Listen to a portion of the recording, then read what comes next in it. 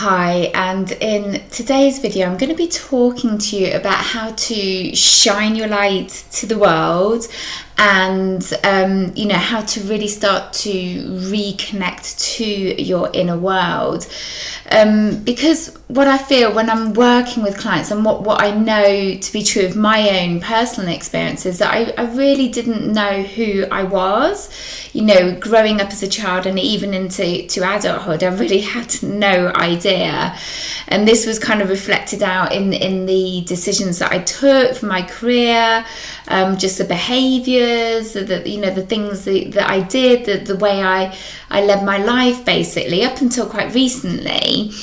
And for me, this caused a lot of angst in my life, just this really general sense of not really knowing who I was and just feeling generally unfulfilled in everything that I did, in my career choices and my life in general. And thankfully things have changed because I've realised what was going on.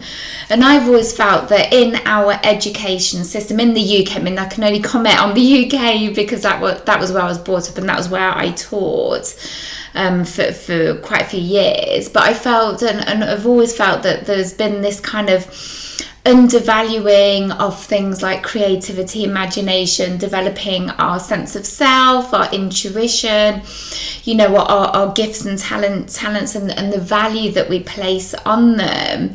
And I feel that this is how I experienced as a child growing up and what I witnessed as a teacher, up until a few years ago, although I am told that things are changing very slowly, which is great. But I feel that this, for me, led to this kind of low self-esteem and self-worth, and I see it in children today as well, and I see it with the clients that I work with, so many women that come to me feel unfulfilled, or they just really don't know what their destiny and purpose is and would love to know what it is, because we all have a destiny and purpose. It's just that we don't really know what it is. So, this, as I said, causes a lot of kind of stress and worry for us, and just a low kind of sense of self-esteem and self-worth. So it really is worth taking that time to try and reconnect to our inner world, to know what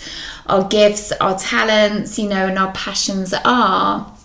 And the other thing that I notice is that, there is this misconception that we have to build a career or a job from our gifts and talents. I don't feel necessarily that this has to be the case, but what I do feel is necessary is that we create opportunities to use these gifts and talents and passions in our daily lives for us and for others, because it will give us this sense of fulfillment. It truly, truly will.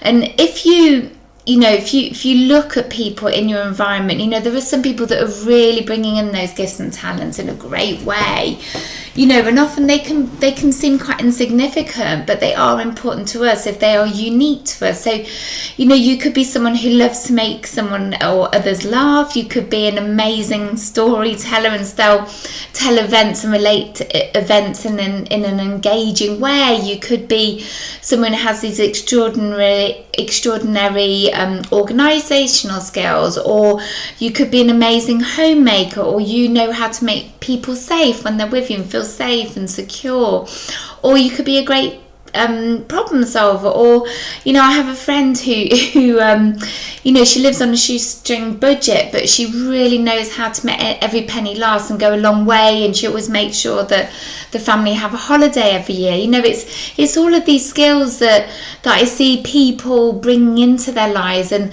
to help themselves and to help others, and it really gives them a sense of fulfillment. So how can we reconnect to our inner world? How can we really start to honour and value those gifts and talents, or even discover them? So what I would probably do first of all is just kind of sit and reflect on what I used to do as a child, because as children we have no judgment. We, you know, if we're allowed to and we're given that space to, we will spend hours doing what we love to do without really thinking about it. So try and think back to what you did as a child, and this will already give you an indication of your gifts and talents and your destiny and purpose.